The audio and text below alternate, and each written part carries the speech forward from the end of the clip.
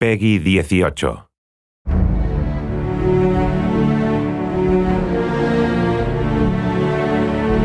Hi, I'm Jess Finster, Community Director, and I'm here visiting Bethesda Game Studios where the team is hard at work on Starfield. I just want to say how grateful we all are for all of the feedback, support, and questions that you have been sharing with us on Reddit, Discord, Twitter. So we wanted to take a moment to answer some of those questions in our new series. So let's get started.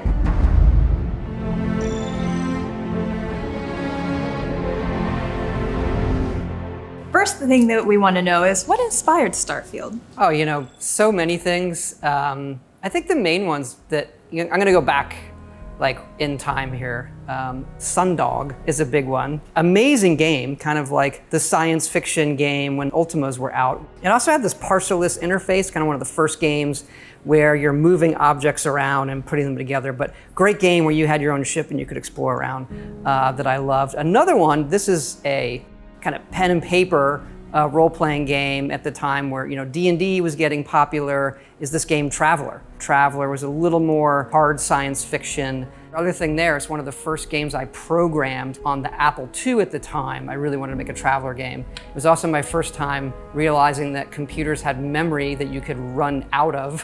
I can already see the comments, people saying, you've been running computers out of memory for 40 years now, but that's an easy comment, everybody. You can do better. But those are the big ones, hearkening back to those old role-playing games that we loved, and hey, can we pull off something like this with today's computers and consoles, et cetera? You mentioned hard space or hard sci-fi, and I know that that's one of the things that's been hotly debated in the community. Is Starfield considered a hard sci-fi? I never quite know, because that's always what do they think it is if you say yes or no.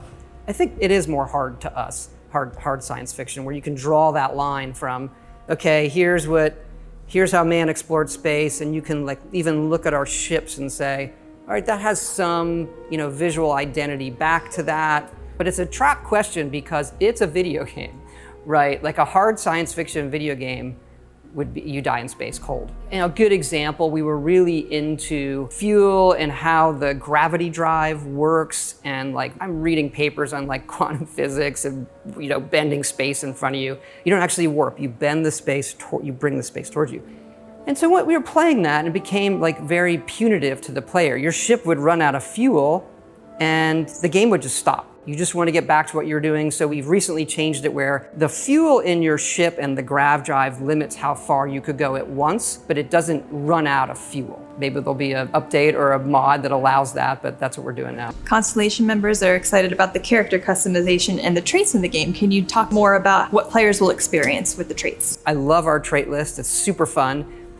But each one obviously comes with some sort of negative as well. And we have a way in the game, kind of an activity or quest you can do to remove that trait, as opposed to, don't like my character, I want to start over. Each of them are something that you can solve that removes the entire trait for the rest of your playthrough.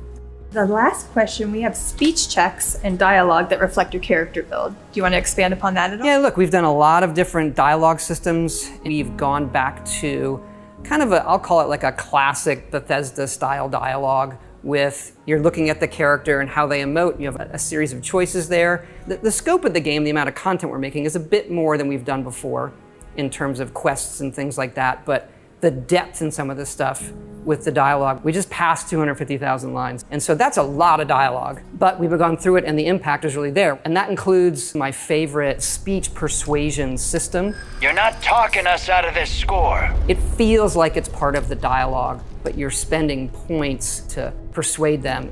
You willing to give up the ship? Just like that? It feels natural, not like I've entered some other mode where I'm not doing regular dialogue. It's just I'm in this mode of persuading you to get what I want. Having a way with words might prove useful.